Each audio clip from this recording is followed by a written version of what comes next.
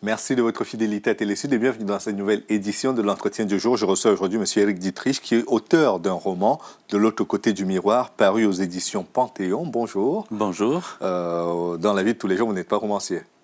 Non, dans la vie de tous les jours, je suis plutôt médecin sexologue et psychosomato-analyste. C'est-à-dire que je m'occupe de ce qui se passe dans la tête des gens. Donc c'est vous qui passez de l'autre côté du miroir? Là, oui, c'est un peu moi qui passe de l'autre côté du miroir. D'accord. Et de quoi s'agit-il, si on doit prendre la trame sans déflorer le sujet naturellement, mais de quoi parle le livre? L'idée du roman, c'est justement à travers le miroir de montrer comment un personnage va à travers un traumatisme dans la vie, comme ça pourrait d'ailleurs arriver à n'importe quel d'entre nous, à certains de nos patients, comment un personnage va tout à coup passer, j'ai envie de dire, de l'autre côté du miroir, avec comme métaphore de l'autre côté du miroir, un personnage qui est en quête d'identité, en quête de qui il est, qui va se chercher et qui surtout va, à travers ce miroir, rechercher ce qui se passe entre la servitude et la liberté. Ça va être un peu tout son chemin, à travers des mouvements au début du roman qui sont un petit peu durs puisque le personnage est très psychopathique, commet des meurtres, tue. On cherche à savoir pourquoi, on cherche à savoir s'il a eu un accident, s'il est hospitalisé, si c'est un rêve. Et pendant toute la moitié du roman, on va avoir l'impression qu'il délire, qu'il est dans la réalité. C'est-à-dire qu'en permanence, j'ai essayé de perdre le lecteur pour qu'il ne sache pas si c'est réel, si c'est irréel, si les personnes ou les choses qui l'accompagnent sont réelles ou irréelles. C'est vraiment, je dirais, la première moitié du roman. D'accord. Par ailleurs, qu'est-ce qui peut emmener un sexologue à écrire des romans comme ceci, très romancés sur la vie de tous les jours, en fin de compte? Parce que la violence, on l'a de toute façon dans nos sociétés. En tant que sexologue et en tant que scientifique, j'ai écrit beaucoup de livres. J'ai vu à la première page du livre, il y a une collection assez importante de livres que vous avez déjà publiés. J'ai écrit beaucoup de livres dans un best-seller grâce à TF1 Édition et j'en ai eu marre d'écrire des livres scientifiques parce que les universitaires ont un côté guindé, rigide et que je ne pouvais pas m'exprimer, j'ai envie de dire, à certains endroits comme j'en avais envie. Et j'ai trouvé dans le roman la possibilité de parler des choses. C'est un roman. Donc on ne peut pas m'accuser de dire des choses, mais là au moins je peux à travers un roman m'exprimer, dire des choses, faire parler mes héros, mes héroïnes, et donc à travers le roman exprimer beaucoup plus que je ne l'ai fait à travers l'écriture scientifique. C'est du vécu ou c'est du romancé pur et dur? Ah, toujours les grandes questions. Les deux romans que j'ai écrits, c'est le deuxième, celui-là. Les deux romans que j'ai écrits, j'ai envie de dire, sont des romans. Ce sont des romans. Simplement, l'ensemble des passages, et il y en a qui sont très durs, très difficiles, l'ensemble des passages sont tous véridiques. C'est-à-dire que j'ai essayé de prendre... Vous partez d'expériences réelles? Voilà, je pars d'expériences réelles et je mets ces expériences réelles sous une forme romancée à travers la vie de deux, trois, entre guillemets, héros et anti-héros qui ont fait le premier, le deuxième et éventuellement le troisième roman. Donc c'est important, c'est un roman, et en même temps, chaque scène qui est décrite, tout ce qui est dans le roman est tiré de faits réels. D'accord. Et quand vous étudiez vos personnages, que vous recevez vos patients, comment est-ce que vous vivez avec eux? C'est-à-dire, j'ai du mal, moi, en tant qu'individu, à pouvoir dire j'ai rencontré un criminel ou quelqu'un qui est complètement schizophrène, j'ai discuté avec lui pendant 2 heures et au sortir de cela, tout va bien. Moi, en tant que thérapeute? Oui.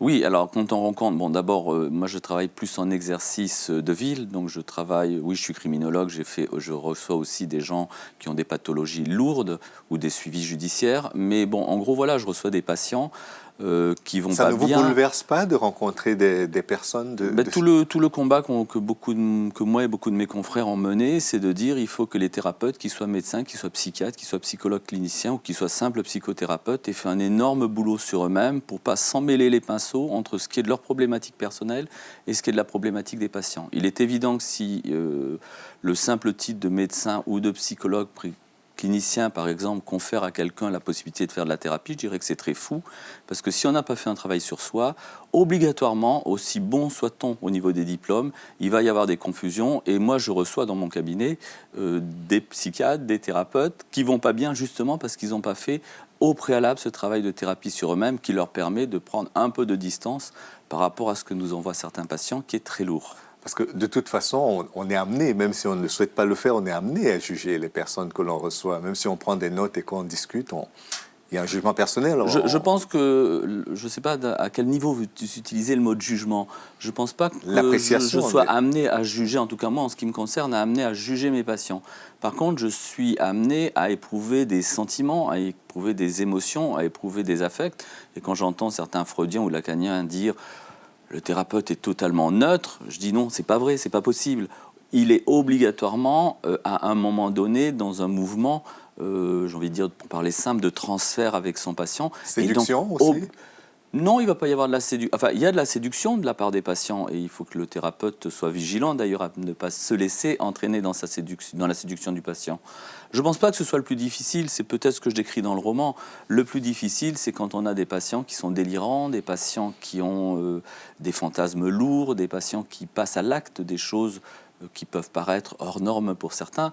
Là, en effet, les thérapeutes peuvent se dire ouf, qu'est-ce qui se passe pour moi s'ils n'ont pas eu voilà, un travail sur eux-mêmes nécessaire et puis une prise de distance qu'ils peuvent mettre en place. Et comment est-ce que vous vous y prenez pour mettre cette espèce de barrière de glace entre vos sentiments et le patient? Oh, je dis, il n'y a surtout pas de barrière de glace, parce que si je mets une barrière de glace entre mes patients et moi, je pense que mes patients viendront plus me voir ou me prendront voilà, comme un écran neutre. Vous le rendront, oui. Et c'est pas forcément bon. Non, justement, c'est comment s'y prendre pour enlever cette barrière de glace, comme vous dites, pour être dans une relation, j'ai envie de dire presque intime avec le patient, mais sans plonger dedans.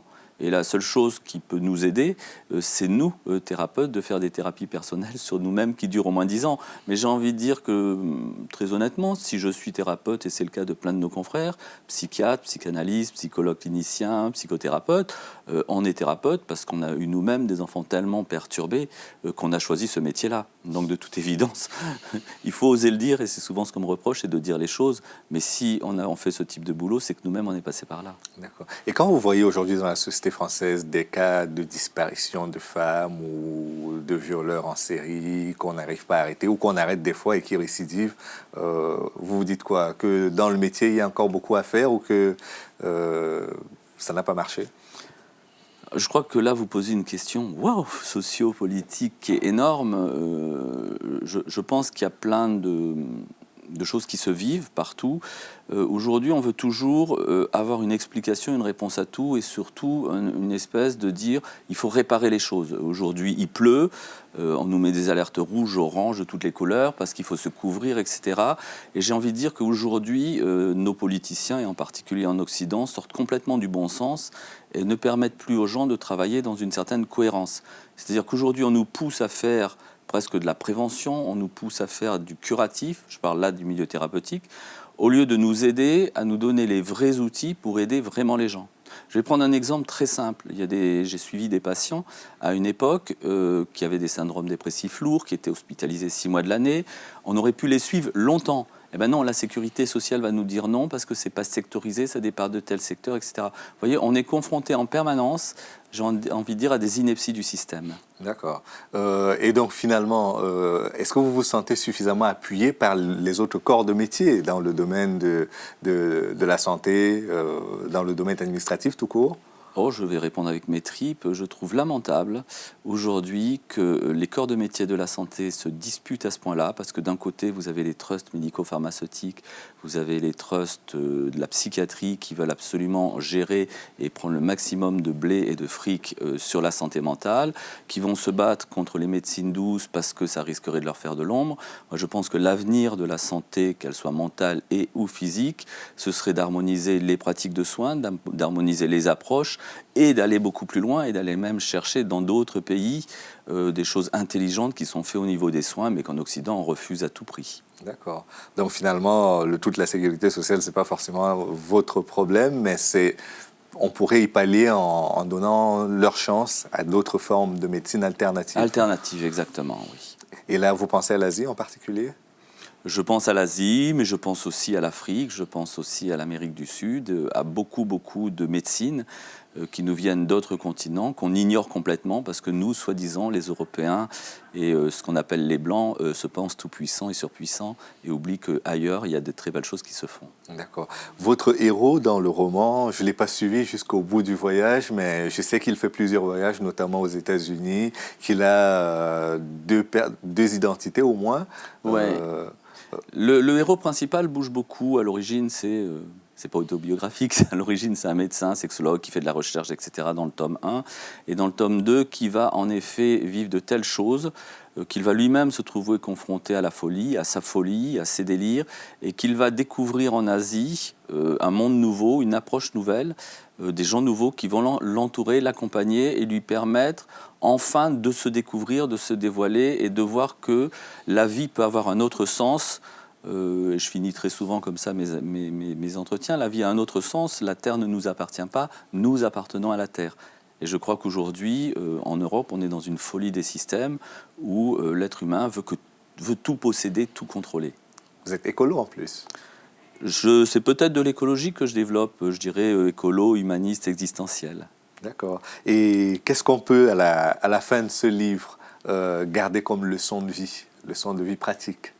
Alors, certains critiques qui l'ont lu, ou mes amis qui l'ont lu, disent on n'est pas content de la fin parce que ça se finit sur rien. Ben oui, puisque je suis censé faire un tome 3 qui est on va pas conclure, oui. Mais je dirais que celui-là, l'idée, c'est de montrer que voilà, cet homme va partir à la recherche de lui-même et que quand en effet on ose entamer un chemin et qu'on ose aller se confronter à soi-même, on peut arriver à changer les choses à partir de soi et pas à partir de l'extérieur. D'accord. Dans les campagnes, souvent, les campagnes présidentielles, je veux dire, on parle beaucoup des candidats, on décrit souvent la morphologie et d'autres éléments d'appréciation. Est-ce que vous pensez que les éléments d'appréciation, de votre point de vue sur les candidats, peuvent porter également?